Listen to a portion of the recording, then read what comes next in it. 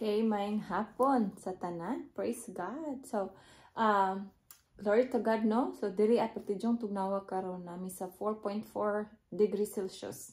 So, grabe, katugnaw. So, magdubol-dubol. So, praise God. But, dili na siya mahimong babag, no? Aron dili ta makapadayon sa tuang pag spend time, no? Sa pagbasa sa pulong sa Ginoo, no? Glory to God. So, salamat, no? Sa Ginoo kay daghan, ang panahon na pagkausab-usab, pero ang gugma sa Ginoo walay pagkausab, no? Glory to God. So, salamat sa Ginoo. So, karon igsuon na nata sa Numeros chapter 3, no? Kay kagahapon atong sugdan ang chapter 1 ug chapter 2. So, glory to God. So, magpadayon ta, no? So, magampo sa tadaan before ta magsugod.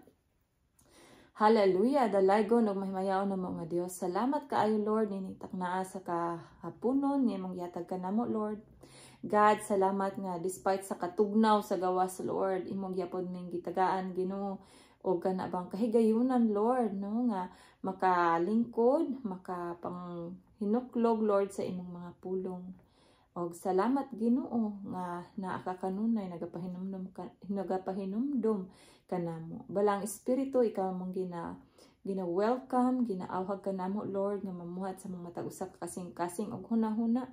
And I pray, Lord, nga bisan pa katong mga mananaw ani nga video, God, I pray nga imong i-bless ang ilang kasing-kasing, i-bless nimo Ginoo ang ilang tibok family, i-bless Ginoo ang ilang kinabuhi, Lord, sa tanang aspeto, Ginoo, nga ikaw, o Dios, mamuhat, o nga I pray, Lord, nga ang ilang kinabuhi mahimong mabungahon, Ginoo, o makapahatag, o God, o kahimuot diha kanimo. Salamat, Lord, dalaygon ikaw, ug samtang kami magapadayon sa pagbasa sa imong mga pulong, Lord, sa libro sa Numeros, chapter 3, I pray, Ginoo, nga imong giyahan, Lord, tagay kami kaalam nga langit nun, o nga ang among kasing-kasing, Lord, mahimong andam nga modawat, Ginoo, sa mga pagtulunan nga imong ihatag kanamo karong adlaw. Lord, dalaygon ikaw sa walay katapusan. Ikaw, Ginoo, among ginapasalamatan ug gibalik namo ang tanang dungog ug himaya diha kanimo lamang pinagi sa ngalan ni Jesus. Amen. Og amen. Praise God, no? Okay, so ato nang diretsohon nigsuon, no? Kay murag hapon-hapon na diri kay nadugayan kay gitugnaw ko. So, mao to. Okay, so chapter 3 verse 1. So kini nga chapter actually ang mga kaliwat ni Aaron og ni Moses. Okay, so verse 1, ang mga kaliwat ni Aaron ug ni Moises sa panahon nga gipakigsultihan sa Ginoo si Moises didto sa bukid sa Sinai mao kining mosunod. Okay. Ang mga anak ni Aaron mao sila si Nadab, ang kamagulangan si Abiho, si Eleazar ug si Itamar. Kini sila gidihugan aron mahimong mga pari. Okay, 4. Apan si Nadab o si Abiho nangamatay sa atubangan sa Ginoo sa dihang naghalad silag kalayo nga dili balaan didto sa kamingawan sa Sinai. Kay naka-remember pa mo ato, no? Murag na ato siya sa Exodo, no? Nga ilahang naghalad sila apan wala sila gisugo sa Ginoo. Og sa dihang ilang gihimo ang paghalad nga kanang wala ba sila gisugo bitaw, diha namatay sila tubangan sa presensya sa Ginoo, no? Okay, so dili gyud maayo nga mag supak-supak, no? Okay, so padayon ta, wala sila'y anak, busa si Eleazar o si Itamar na lamang ang nag-alagad ingon nga mga pari sa buhi pa si Aaron. Okay, so sa verse 5, mo niya mga Levita gitudlo aron mag-alagad nga mga pari. Okay, verse 5, ang Ginoo miingon kang Moises, ipatawag ang banay ni Levi ug dad-a sila ngadto kang Aaron nga pari aron sila mag-alagad kaniya. Okay, verse 7, mag-alagad sila kang Aaron og sa katawhan didto sa tulda nga tagbuanan. Sila maoy mag-atiman sa tulda. Ingon nga mga pari. Kay sila usab ang mag-atiman sa tanang galamiton sa tulda nga tagbuanan og mag-alagad alang sa mga Israelita didto sa tulda. Okay, 9. Itugyan ang mga Levita ngadto kang Aaron og sa iyang mga anak aron mag-alagad kanila. Verse 10. Og itugyan kang Aaron og sa iyang mga anak ang katungdanan sa pagkapari. Kung adunay lain nga mga pas pag-alagad ingon nga pari, kinahanglang patyon. No? Kung adunay lain nga mangahas, no, di mga pas, mangahas pag-alagad ingon nga pari, kinahanglang patyon. So kay naman sila specific nga pagpili sa Ginoo, no? So kung naay mag-apil-apil nga wala gi pili sa Ginoo, patyon pod, no? Okay, so verse 11, ang Ginoo miingon na usab kang Moises, ang mga Levita akuan na karon. Sa dihang gipamatay ko ang tanang kamagulangang anak sa katawhan sa Ehipto, gihalad ko nga akong kaugalingon ang panganay nga lalaki sa tagsa-tagsa kabanay sa Israel ug ang panganay sa tanang mananap. Karon imbis ang mga panganay nga lalaki sa Israel ang akong kuwaon, ang mga Levita hinuon mao'y ako sila, ako ang Ginoo. Hallelujah, no? Okay, verse 14. Kumbaga, kato siya gi-consecrate, no? Gilahi ang mga Levita alang sa Dios, no? Wala sila laing buhaton kundi mag-alagad sa Ginoo, mag-serve sa Ginoo. Okay, so verse 14, mao kini ang giihap ang mga Levita, no? Ang Ginoo miingon kang Moises dito sa kamingawan sa Sinai. Ipha ang tanang anak nga lalaki nga sakop sa banay ni Levi, sumala sa pamilya diin sila mahisakop.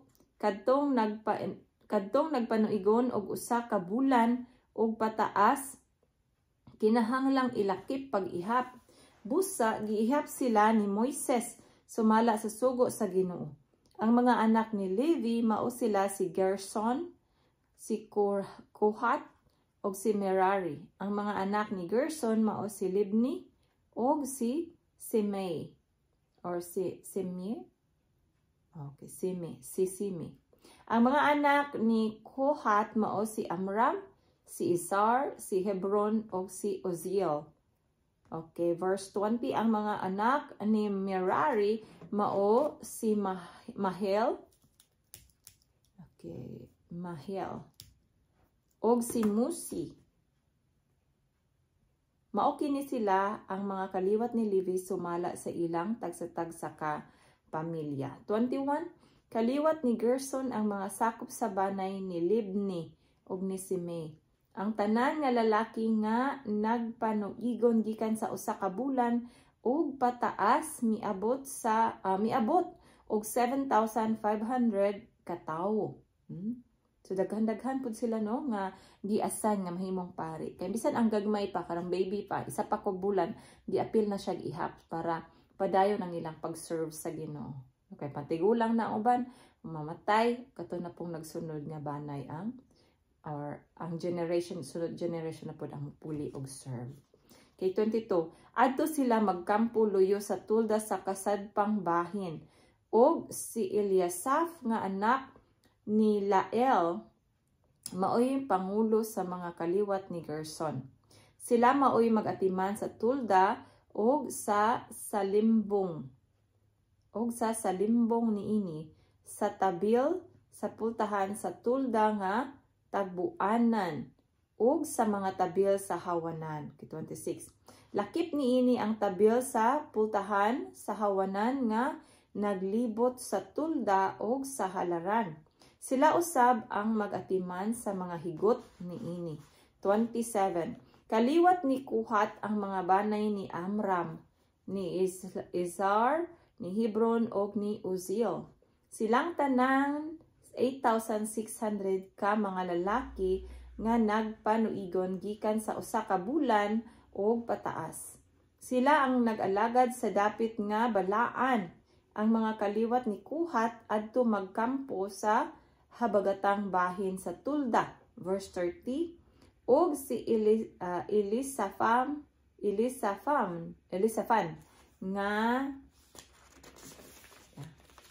nga anak ni Kuhat, wait lang. Dili ko maulay. Elisaphan nga anak ni Uziel, anak ni Uziel, maoy pangulo sa mga kaliwat ni Kuhat. So verse 31. Sila maoy mag-atiman sa sudlanan sa kasabutan, sa lamesa, sa mga tungtunganan sa suga, sa mga halaran, sa mga galamiton, sa dapit nga balaan nga maoy gamiton, sa mga pari og sa tabil nga sa limbong sa dapit nga labing balaan. Okay, 32. Si Eleazar nga anak ni Aaron maoy pangulo sa mga kadagkuan sa mga Levita og siyay nagdumala ni adtong nagatiman sa dapit nga balaan. Okay, verse 33. Kaliwat ni Merari ang banay ni Mahali, ingon man ang banay ni Muzi. Ang mga lalaki nga nagpanuigon gikan sa usa ka bulan ug pataas miabot og 6,200. Si Soriel nga anak ni Abihail maoy pangulo sa banay ni Merari. Adto sila magkampo sa amihang bahin sa Tulda. Ang buluhaton 36 ang buluhaton sa mga kaliwat ni Merari mao ang pagbantay sa mga tukod sa Tulda. Lakip sa mga yayungan, no? Kay ang ilang Tulda sa una kanang magbalhin-balhin ba, no? Kung asa na po sila magkampo, magbalhin-balhin ko. So na sila mga tukod, no? Og lakip sa mga yayungan nga mga haligi sa mga sukaranan uban sa tanang kasangkapan niini. 37. Sila usab ang magatiman sa mga haligi sa hawanan, lakip sa mga sukaranan niini, sa mga ugsok ug mga higot. Okay, 38. Si Moises o si Aaron uban sa iyang mga anak maoy magkampo at tubangan sa Tulda dapit sa sidlakan, at bang sa Tulda nga tagbuanan og magatubang sila sa sidlakan. Hallelujah. Sila ang magdumala bahin sa mga seremonya sulod sa dapit nga balaan ug sa bisan unsang kinahanglang buhaton alang sa katawhan sa Israel. Patyon ang si bisan kinsa gawas kanila nga mangahas pagbuhat sa maong buluhaton. Hallelujah. Kay 39, ang tanang naihap nga mga Levita, 22,000 kalalaki. Giihap sila ni Moises o ni Aaron sumala sa sugo sa Ginoo. Ang giapil sa pag-ihap kadto lamang mga lalaki nga nagpanuigon gikan sa usa ka bulan ug pataas. Okay, so verse 40. Mao kini mga Levita maoy ilis sa kamagulangan nga lalaki. Okay, ingon diri sa verse 40, unya mingon ang Ginoo kang Moises, ipha ang tanang kamagulangang anak nga lalaki sa mga Israelita gikan sa nagpanuigon og usa ka bulan ug pataas. Igahin hinuon alang kanako ang mga Levita imbes ang mga kamagulangang anak sa mga Israelita. Igahin usab alang kanako ang kahayupan sa mga Levita imbes ang mga panganay hayop sa mga Israelita. Okay, ako ang Ginoo. 42, busa giihap ni Moises ang tanang kamagulangang anak nga lalaki sa mga Israelita sumala sa gisugo kaniya sa Ginoo. 43, ang gidaghanon nilang tanan 22,273. 44, og miingon ang Ginoo kang Moises. 45, kuha ang mga Levita inay ang tanang kamagulangang anak sa mga Israelita ug ang kahayupan sa mga Levita inay ang kahayupan sa mga Israelita. Ang mga Levita ako ang Ginoo. 46, aron malukat ang 273 ka kamagulangang anak sa mga Israelita nga maoy sobra sa gidaghanon sa lalaking mga Levita, pagkuhag 5 kabuok sa lapi sa matag usa kanila sa verse 47, no? Ang salapi ipasikad sumala sa opisyal nga sukdanan nga gigamit sa dapit nga balaan. ug gihatag kini kang Aaron ug sa iyang mga anak. Pinaagi niini ang sobra kanila malukat. Busa gidawat ni Moises ang kwarta nga lukat alang niadtong mga panganay Israelita nga misubra sa gidaghanon sa mga Levita. Ang kwarta mikabat og 1,365 ka buok sa lapi. 51. Gihatag kini ni Moises kang Aaron og sa iyang mga anak sumala sa sugo kaniya sa Dios. Amen. So mao kadto igsuon ang chapter 3, no? Okay, so murag naa pa tay gamay nga time. Lami naton motivasyon, no? Let me see kung ang chapter 4 madala ba, no? Oh, I think madala ra siya, no? Chapter 4 dili kayo siya taas, no? Medyo pwede ra siya itipo nato sa chapter 3 para magamit nato ang at least 20 to 30 minutes, no? Sa matag adlaw nga atong pagbasa. Okay, glory to God, no? Okay, so nanata sa chapter 4 sa Numeros og ang title niino nag-ingon ang katungdanan sa mga Levita nga sakop sa banay ni Kuhat. Okay, praise God. So verse 1 nag-ingon ang Ginoo miingon kang Moises o kang Aaron, ipa ang mga anak ni Kuhat nga kaliwat ni Levi sumala sa ilang tagsa-tagsa ka panimalay. Ang ilakip pag-ihap maukadtong nagpanuigon gikan sa 30 ka tuig ngadto sa 50 ka tuig nga makahimo sa pag-alaga dito sa tulda nga tagbuanan. Okay. Verse 4. Ang buluhaton sa mga anak ni Kuhat mao ang pag-atiman sa labing balaang mga butang. Verse 5. Kun mulakaw na ang mga Israelita, musulod si Aaron ug ang iyang mga anak sa tulda nga tagbuanan og tangtangon nila ang tabil niini og itabon kini sa sudlanan sa kasabutan. Verse 6. Unya tabunan nila kinig tabon nga hinimo gikan sa panit sa kanding. Human niini tabunan na pagayud nila kini og panapton nga asul ug unya itaod ang mga yayungan. Verse 7, hapinan usab nilag panhaptong asul ang lamesa nga butangan sa pan nga simbolo sa iyang presensya. Hapinan usab nilag panhaptong asul ang lamesa nga butangan sa pan nga simbolo sa iyang presensya. Amen, no? Ang pan ang simbolo sa presensya sa Ginoo. Unya ipamutang nila ang mga plato, ang mga sudlanan sa insenso, mga panaksan, ug ang mga sudlanan sa halad nga ilimnon. Ibutang usab kanunay diha sa lamesa ang pan nga simbolo sa presensya sa Ginoo. Okay. Hallelujah. Hapinan usab nilag panaptong asol ang lamisa nga butangan sa pan nga simbolo sa iyang presensya. Unya ipamutang nila ang mga plato, ang mga sudlanan sa insenso, mga panaksan ug ang mga sudlanan sa halad nga ilimnon. Ibutang usab kanunay diha sa lamesa ang pan nga simbolo sa presensya sa Ginoo, no? Okay, so ang pan ang simbolo sa presensya sa Ginoo diri sa Old Testament. Unya sa New Testament po naka-remember mo nga kanang mag-communion ta, ang pan po nagsimbolo sa lawas ni Kristo, di ba? Okay, so verse 8. Human niini tabunan kini og panapton nga pula ug unya tabunan pagyud og panit sa kanding sa dili pa ipamutang ang mga yayungan. Okay, verse 9. Ang butanganag suga tabunan usab nilag panaptong asol.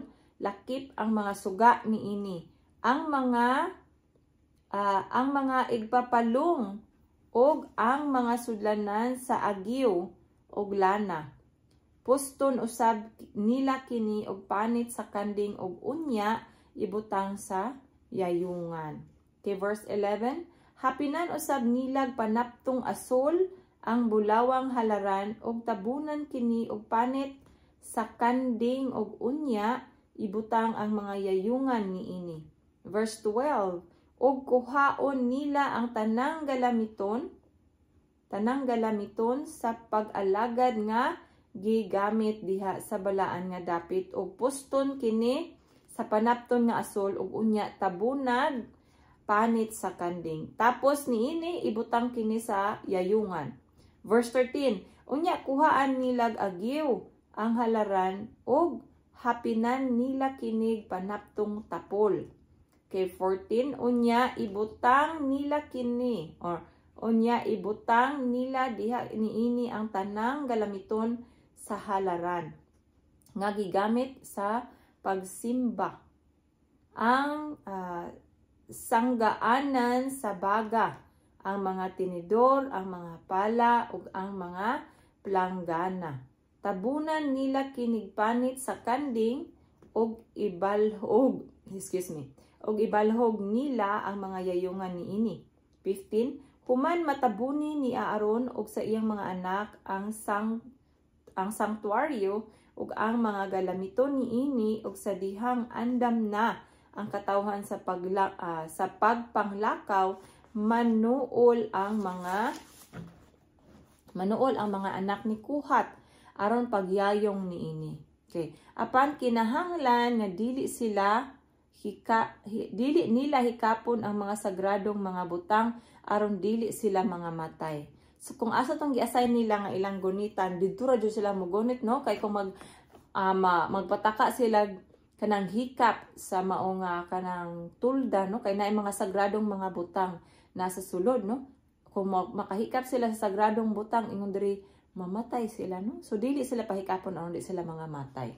Mao kini ang mga butang sa tulda nga tagbuanan nga dad-on sa mga anak ni Kohat. Okay, so verse 16, si Eleazar nga anak ni Aaron maoy magatiman sa lana alang sa suga ingon man sa humot nga insenso sa naandang halad nga uhay ug sa lana nga igdidihog. Siya ang tigdumala sa pag-atiman sa tibuok tulda og sa tanang kasangkapan niini. Verse 17, ang Ginoo miingon kang Moises o kang Aaron, ayaw puuha ang kaliwat ni Kuhat. Hinuon kaluy sila ug ayaw sila ipapatay inigduol nila sa balaang mga butang. Musulod si Aaron ug ang iyang mga anak sa tulda nga tagbuanan ug tugyanan nila ang tagsa-tagsa kakaliwat ni Kuhat sa ilang buluhaton og dad-unon. Apan ayaw pasudla ang mga kaliwat ni Kuhat aron pagtan-aw sa mga balaang butang, bisag makadiyot lamang aron dili sila mga matay, no?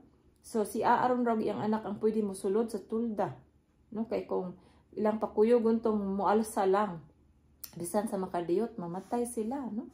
Kay verse 21, mao kini ang mga katungdanan sa mga Levita nga kaliwat ni Gerson. Okay. Ang Ginoo miingon kang Moises, ipha ang mga anak ni Gerson sumala sa ilang tagsa-tagsa ka panimalay.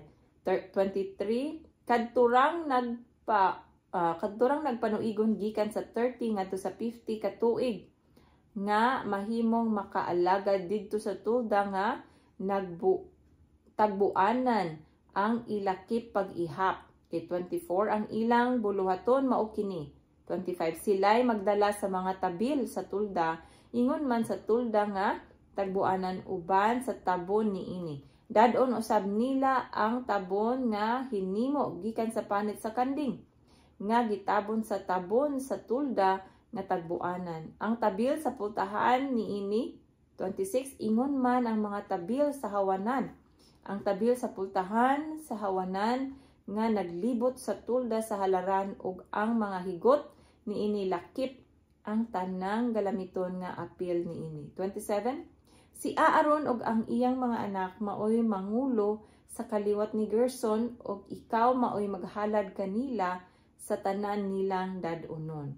Kay 28, mao kini ang buluhaton sa mga panimalay sa mga anak ni Gerson didto sa tulda nga tagbuanan. Si Itamar nga anak ni Aaron nga pari maoy mangulo kanila. Okay, so 29, mao kini ang mga katungdanan sa mga Levita nga sakop sa banay ni Merari. Okay. Og ipha usab ang mga anak ni Merari sumala sa ilang tagsa-tagsa ka panimalay. Verse 30, gikan sa nagpanuigon og 30 ngadto sa 50 ka tuig nga mahimong makaalagad didto sa tulda nga tagbuanan. Ang ilang dadunon mao ang gambalay sa tulda uban sa mga tukod niini, ang mga haligi, ang mga sukaranan, ang mga haligi sa hawanan, uban sa mga sukaranan niini, ang mga ugsok ug ang mga higot, lakip ang tanang galamiton, labot niining tanan.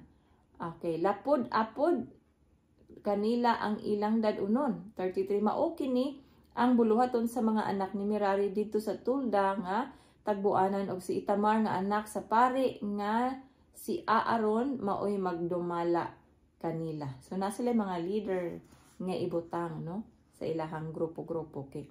34 to 48 ang pag-ihap sa mga Levita. Aron pagtuman sa mando sa Ginoo, si Moises, si Aaron ug ang mga pangulo sa katawhan naghimog pag-ihap sa tulo ka banay sa mga Levita, kang Kuhat, kang Gerson ug kang Merari.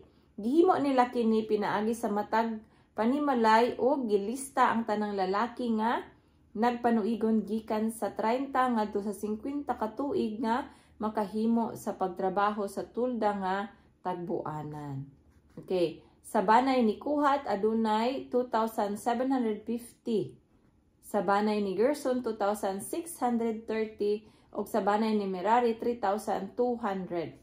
Ang tanan niabot og 8,580 ka tawo. Okay. Ang matag usa kanila gihatagag buluhaton o giihap sumala sa sugo sa Ginoo kang Moises. Amen. Praise God. So mao kadto ang chapter 4 mga igsoon. So sa gikaingon ko na kining libro sa Numeros, no?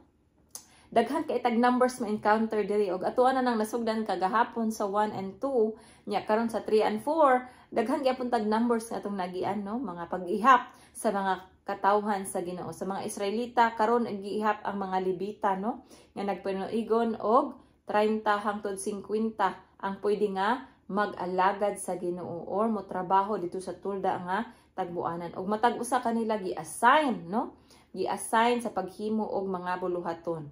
Kung unsang gi-assign sa ilaha, mao ra to ilahang trabahoon. Kay kung mohimo sila sa mga butang nga wala gi-assign sa ilaha, pwede pud sila mamatay, no?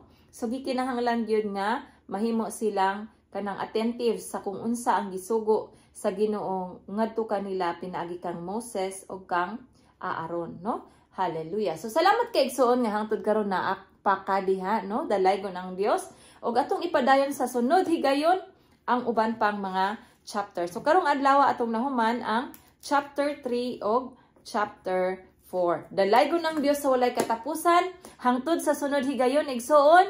Walay katapusan ang gugma sa Dios alang kanimo ug alang sa imong panimalay. Dalaygon ang Dios. Amen. Thank you, Lord.